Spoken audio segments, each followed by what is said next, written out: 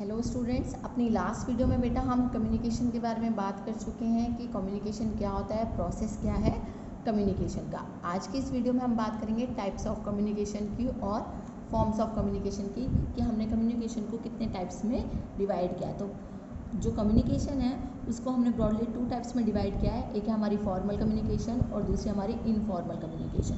तो formal communication क्या होती है बेटा?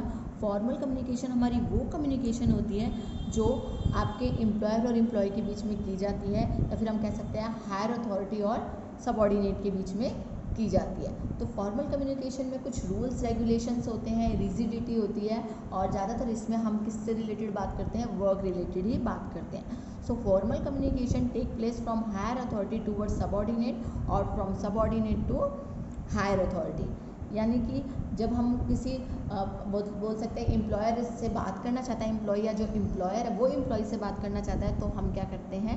फॉर्मल कम्युनिकेशन का यूज़ करते हैं, और इसमें बहुत ज़्यादा रिजिडिटी होती है, रूल्स रेगुलेशन फॉलो करने पड़ते हैं। अगर हम टाइप्स ऑफ कम्युनिकेशन की बात करें फॉर्मल कम्युनिकेशन की, तो 2 टाइप्स की होती है ये, vertical communication and horizontal communication.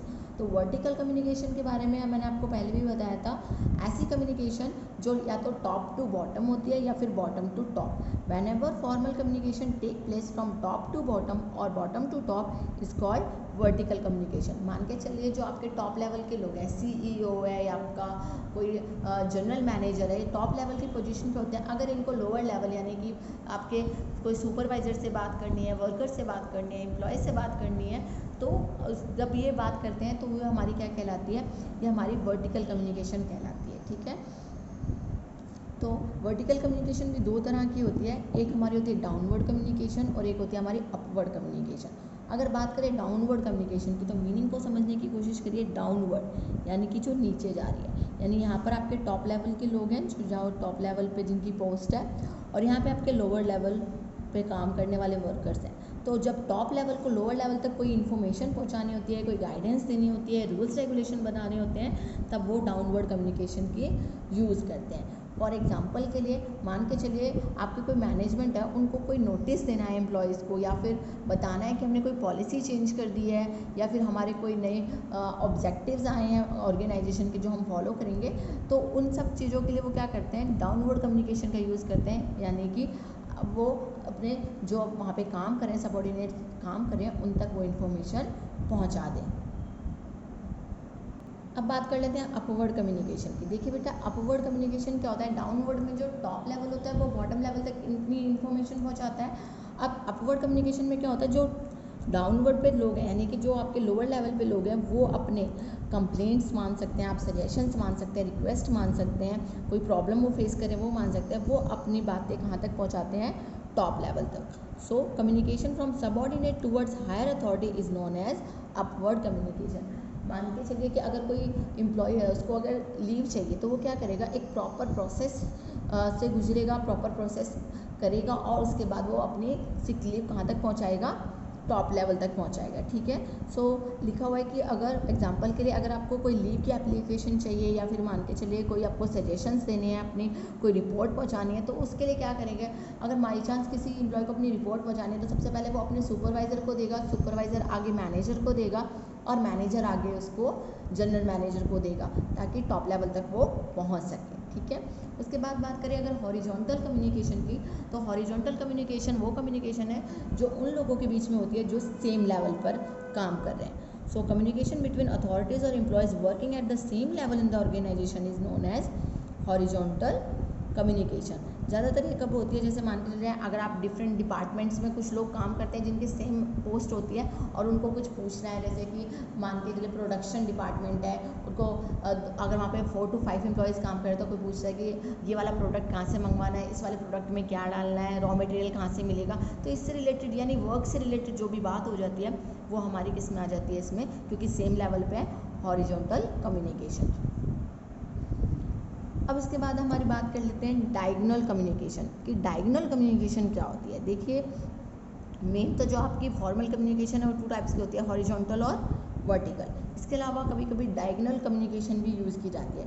Diagonal communication में क्या होता है कि मान के चलते जो एम्प्लॉयज़ हैं और जो हायर अथॉरिटी पे लोग हैं, अलग अलग पोस्ट पे, ठीक है, communication among higher authorities and employees working at different level in different department of the organization is known as diagonal communication.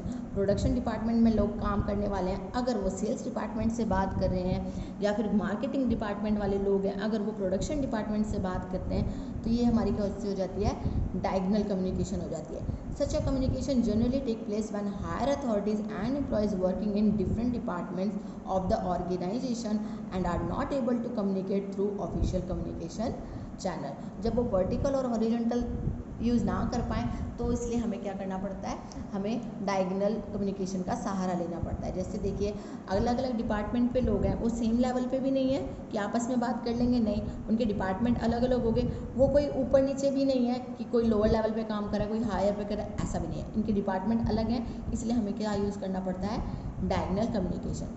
इसमें एग्जाम्पल के लिए बताया हुआ है कि direct communication between production manager and accounting clerk. देखिए, प्रोडक्शन मैनेजर की अलग पोस्ट है, अकाउंटिंग क्लर्क की अलग पोस्ट है. इसमें कोई आप ये नहीं कह सकते कि कोई सबऑर्डिनेट है या फिर कोई सुपीरियर है. तो इन दोनों के बीच में जो कम्युनिकेशन होगी वो हमारी क्या कहलाएगी, डायगोनल कम्युनिकेशन. अगर हम नेटवर्क्स की बात करें फॉर्मल कम्युनिकेशन की, तो देखिए बेटा, जैसे फॉर्मल कम्युनिकेशन होती है, मैंने अभी आपको बताया, इसमें ये बहुत रिजिड होती है, इसमें रूल्स रेगुलेशन फॉलो करने पड़ते हैं, इसीलिए इसके जो नेटवर्क्स हैं वो भी अलग अलग हैं. ठीक है, तो स्टार्ट करते हैं. सबसे पहला जो नेटवर्क है वो है हमारा सिंगल चेन नेटवर्क. देखिए, सिंगल चेन नेटवर्क क्या है, ये बहुत ज़्यादा टाइम कंज्यूमिंग नेटवर्क है. क्यों? इसमें क्या होता है, मान के चलिए ये आपका सबऑर्डिनेट है, ठीक है, ये आपके टॉप लेवल पे बैठा हुआ पर्सन है. अगर इस सबऑर्डिनेट को इससे बात करनी होगी तो क्या करेगा, पहले सबऑर्डिनेट अपने सुपीरियर को बताएगा, सुपीरियर आगे मैनेजर को बताएगा, मैनेजर आगे जनरल मैनेजर को, फिर वो टॉप लेवल तक बात पहुंचेगी. तो पहुंचते पहुंचते बहुत ज़्यादा टाइम लग जाएगा, यानी कि डायरेक्ट ये स्किप नहीं कर सकता कि A to C बता दे, नो. ठीक है, such a formal communication network under which the flow of communication take place from higher authority towards the subordinate in the single chain is known as single chain network. Under it scalar chain of order is followed very strictly. मैंने scalar chain के बारे में आपको बताया हुआ है, ये हमने किस में पढ़ा है, हमने प्रिंसिपल्स ऑफ मैनेजमेंट में पढ़ा है. ठीक है, स्केलर चेन के बारे में कि 1 to 1 ही आपको आगे आगे आगे बढ़ना है. ऐसा नहीं होना चाहिए कि अगर इसको यहाँ तक बात पहुँचानी है तो पहले A B के पास पहुँचेगी इन्फॉर्मेशन, फिर C, फिर D, फिर A. ऐसा नहीं है, डायरेक्ट A अपनी इन्फॉर्मेशन A तक पहुँचा सकता है. अब बात कर लेते हैं सर्कुलर नेटवर्क की. देखिए बेटा, सर्कुलर नेटवर्क को हम मतलब समझने की कोशिश करते हैं. सर्कुलर नेटवर्क मीन्स ऐसा नेटवर्क जिसके थ्रू क्या होता है, सर्कल में बात की जाती है. जैसे मान के चलिए, सर्कुलर नेटवर्क में जैसे ये A है, ये B है, C है, D, E, F. अब A जो है वो 2 लोगों से बात करने के लिए फ्री है. A F से भी बात कर सकता है, A B से भी बात कर सकता है. कहने का मतलब है, इसमें क्या होता है, इसमें जो एक पर्सन होता है वो इमीडिएटली अपने 2 पर्सन से बात कर सकता है. ठीक है, किससे बात कर सकता है, 2 लोगों से. यानी कि अगर A है, ये अपने सबऑर्डिनेट से भी बात कर सकता है, ये अपने सुपीरियर से भी बात कर सकता है. ठीक है, तो इस कम्युनिकेशन को हम क्या कहते हैं, सर्कुलर नेटवर्क.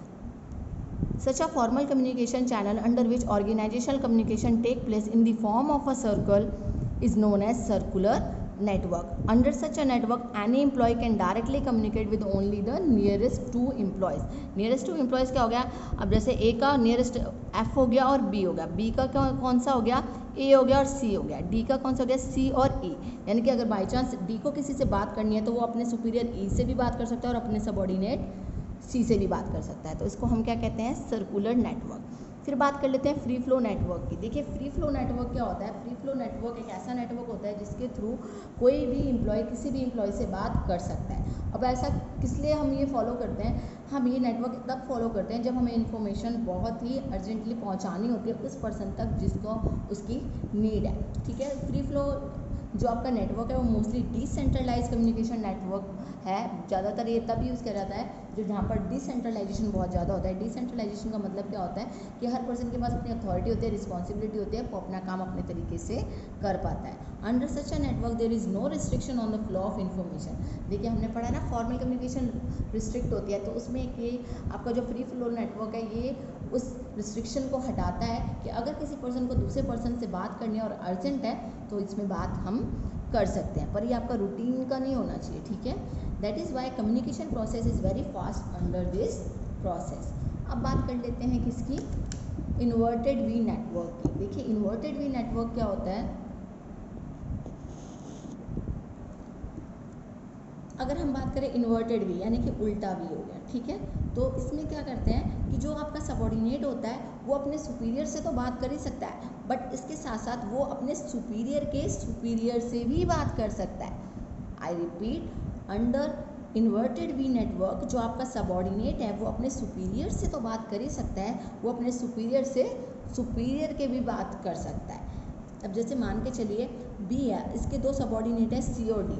तो जो सी और डी है अगर उन्हें अपनी कोई कंप्लेंट बतानी है वो बी के पास अपने सुपीरियर्स को बता रहे हैं, अपने सुपरवाइजर को, भाई ऐसी कंप्लेंट है, वो उसको बता रहे हैं अपने सुपीरियर को।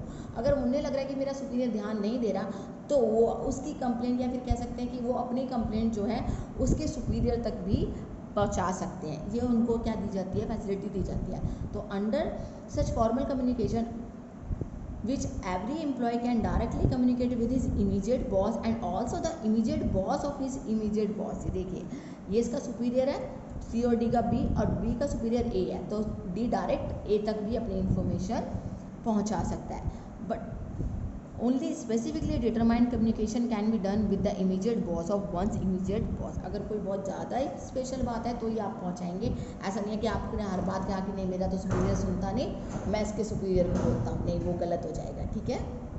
तो अगर हम बात करें अब इनफॉर्मल कम्युनिकेशन की, तो इनफॉर्मल कम्युनिकेशन हमारी वो कम्युनिकेशन होती है जिसमें हम कोई रिस्ट्रिक्टनेस या फिर बोल सकते हैं कोई स्पेशल रूल्स और रेगुलेशन को फॉलो नहीं करते हैं और डायरेक्ट उसमें कम्युनिकेशन होती है। ज़्यादातर जो इनफॉर्मल कम्युनिकेशन होती है वो हमारी सोशल बॉन्डिंग की वजह से होती है, या फिर हम कह सकते हैं कि कॉपरेशन उसमें बहुत बड़ा रोल प्ले करता है। कि जैसे अगर कोई पर्सन है, अगर उसको फॉर्मल कम्युनिकेशन करनी है तो हम एक जो सबऑर्डिनेट है वो अपने सुपीरियर से बातें बता सकता है रिलेटेड टू टास्क। बट अगर उसका जो सुपीरियर है उसका एक अच्छा फ्रेंड है, या फिर हम कह सकते हैं वो आपस में अपनी बातें शेयर करते हैं विदाउट वर्क, मतलब काम की नहीं बाकी सारी बातें भी शेयर करते हैं, तो वो किस में इंक्लूड हो जाती है, वो उनकी इनफॉर्मल कम्युनिकेशन में इंक्लूड हो जाती है। So informal communication is the natural outcome of the tendency of the people to communicate freely with one another due to their social relation. तो सोशल रिलेशन की वजह से आपकी इनफॉर्मल कम्युनिकेशन जो है वो आती है, क्योंकि देखिए फॉर्मल कम्युनिकेशन में तो आप काम की बात करते हैं तो आपको काम से वर्क से रिलेटेड बात करनी पड़ती है, बट इनफॉर्मल कम्युनिकेशन में आप अपने फीलिंग्स हो गई, आपके कोई थॉट्स हैं, वो सारे आप उनसे शेयर करते हैं। इसमें कोई रिस्ट्रिक्शन नहीं होती, ऐसा कोई प्रेशर नहीं होता कि आपको सिर्फ उसी पर्सन से बात करनी है। नो, जिससे आप करना चाहते हैं उससे आप बात करते हैं। इस कम्युनिकेशन को इसलिए हम ग्रेप वाइन कम्युनिकेशन भी कहते हैं। ग्रेप वाइन क्यों कहते हैं, जैसे ग्रेप्स में गुच्छे गुच्छे से बने होते हैं ना, कोई भी किसी से भी बात कर लेता है, कोई भी किसी से जुड़ा हुआ होता है, इसी तरह से इसमें होता है। इसको हम क्या कह देते हैं, grapevine communication, because it spread like a grapevine in all the direction without any hindrance. अब इसमें जब आप इनफॉर्मल कम्युनिकेशन की बात करें तो ऐसा नहीं है कि सबऑर्डिनेट आपके टॉप लेवल वाले पर्सन से बात नहीं कर सकता, नो कर सकता है, ठीक है। ऐसा नहीं है कि सबऑर्डिनेट जो अपने सुपीरियर से बात करेगा फिर वो आगे अपने सुपीरियर, नहीं, हो सकता है कि एक एम्प्लॉय जो है वो लोअर लेवल पे काम कर रहा और वो टॉप लेवल पे काम करने वाले एम्प्लॉय से बात कर ले। अगर हम बात करें नेटवर्क ऑफ इनफॉर्मल कम्युनिकेशन की, तो इसका जो फर्स्ट है वो है single stand network. Single stand network में क्या होता है बच्चा कि एक पर्सन अपने दूसरे पर्सन से बात करता है। जैसे मान के चलिए ए है, वो अपनी सारी बातें बी से बात कर लेता है, बी जो है वो सी से बात करता है, सी जो है वो डी से करता है, डी जो है आगे ई से बात करता है। So under the single stand network of information communication, informal communication sorry, every person communicate with other person in a systematic stand. मतलब बात चाहे आप वर्क से रिलेटेड नहीं कर रहे हैं पर सिस्टमैटिक वे में कर रहे हैं। जैसे मान के चल रहे हैं कि कोई सबऑर्डिनेट है, उसको कोई अपनी बात बतानी तो उसने अपने सुपीरियर को बता दिया। अब सुपीरियर नहीं चाहता सबऑर्डिनेट से अपनी कोई बात शेयर करना, तो वो आगे किसी और से बात करता है, वो आगे किसी और से। तो ये क्या होता है, आपका सिंगल स्टैंड नेटवर्क होता है। फिर आपका गॉसिप नेटवर्क। गॉसिप नेटवर्क आपको पता ही है, इस कम्युनिकेशन में क्या होता है, ज़्यादा गॉसिप का मतलब ही क्या होता है, बातें करना, है ना। So such an informal network under which a person communicates with other person without any specific identification is known as gossip network. बहुत सारे लोग बैठे होते हैं और आपस में बात करते होते हैं। Under this type of network a person communicate the information to every such person who come and in contact with him. मान के चलिए ये है, ठीक है, इसको बातें करने की आदत है, ये ऐसे बात कर ली, ये ऐसे बात कर ली, ये ऐसे बात कर ली, सबसे बात करने वाला पर्सन। वो हो जाता है आपका गॉसिप नेटवर्क। जैसे होता है ना, कोई इंसान है उसको बोलने की आदत होती है तो वो किसी से भी बातें कर लेता है, तो वो हो जाता है आपका गॉसिप नेटवर्क कि उसको सिर्फ क्या काम करना है, बातें करनी है। आप आए हैं, आपसे बोल रहे, कोई और बैठा है उससे बोले, कोई और बैठा है उससे बोलिए। फिर आता है आपका प्रोबेबिलिटी नेटवर्क। देखिए प्रोबेबिलिटी का मतलब, अगर हम प्रोबेबिलिटी का बात करें तो प्रोबेबिलिटी का मतलब होता है चांसेस, ठीक है। तो प्रोबेबिलिटी नेटवर्क में क्या होता है कि हो सकता है कि एक जो है उसने अपनी बातें बी और सी से शेयर की हो। अब जो बी है उसने हो सकता है वो बातें सिर्फ एफ को बताई हो, और जो सी है उसने जी को और ओ को भी बता दी हो, और जी ने वो बात आगे के एल, यानी कि इसमें क्या होता है कि जो आपकी प्रोबेबिलिटी होती है कि एक पर्सन सामने वाले से बात बोल भी सकता है और नहीं भी बोल सकता। Such an informal network under which communicator can communicate with any person is known as probability network. Under this type of network, the probability of communicator communicating with every person is equal. He can communicate with anyone and can exclude anyone from the process of communication. ठीक है, हो सकता है वो बात करे और हो सकता है वो बात किसी और से ना करे। जैसे ए ने बात करी बी से और सी से भी बात करी, हो सकता है जो बी है उसने आगे अब एफ से बात करी और आगे कहीं और बात नहीं करी, एफ ने किसी और को नहीं बताया। बट लेकिन सी है, जैसे अब सी, ए ने बी से बात, सी से बात करी, अब सी क्या कर रहा है आगे जी और ओ से बात कर रहा है, जी ने आगे के एल से बात करी, ऐसे जो है आगे आगे आगे बात होती गई। तो ज़रूरी नहीं है कि ये जो एफ है वो भी आगे बात करे, ठीक है, जो बी है वो जी से भी बात करे, नहीं। प्रोबेबिलिटी है कि वो बात कर भी सकते हैं और नहीं भी। He can communicate with any one and can exclude any one from the process of communication. वो चाहे तो बात आगे बोले किसी से और चाहे तो ना बोले। अब बात आ जाती है क्लस्टर नेटवर्क की। देखिए बेटा क्लस्टर नेटवर्क में क्या होता है, इसमें बात आ जाती है फेथ की, ट्रस्ट की, ठीक है, बिलीव्स की। अब क्या होता है इसमें क्लस्टर नेटवर्क में, such a network of informal communication under which the communicator communicates with only those people who he believe. उसी इंसान से बात करेगा जिस पे वो बिलीव करता है। That communicate network is known as clustered network. इसको क्या कहते हैं हम, क्लस्टर नेटवर्क कहते हैं। क्यों बेटा, क्योंकि इसमें क्या होता है, एक पर्सन होता है वो अगर आपको अपनी बात किसी और से शेयर करता है तो वो पर्सन जो है जिससे बात शेयर करे वो हो सकता है उसी पर्सन से आगे शेयर करेगा जिसमें वो बिलीव करता है कि आगे बात नहीं जाएगी।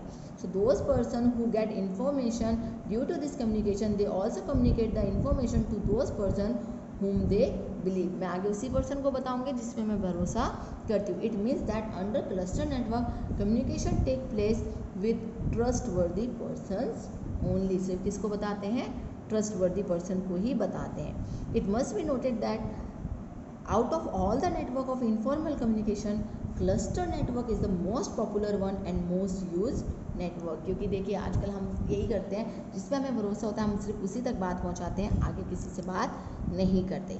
इसलिए ज़्यादातर ये वाला जो नेटवर्क है आपका क्लस्टर नेटवर्क, ये ही ऑर्गेनाइजेशन में यूज़ होता है।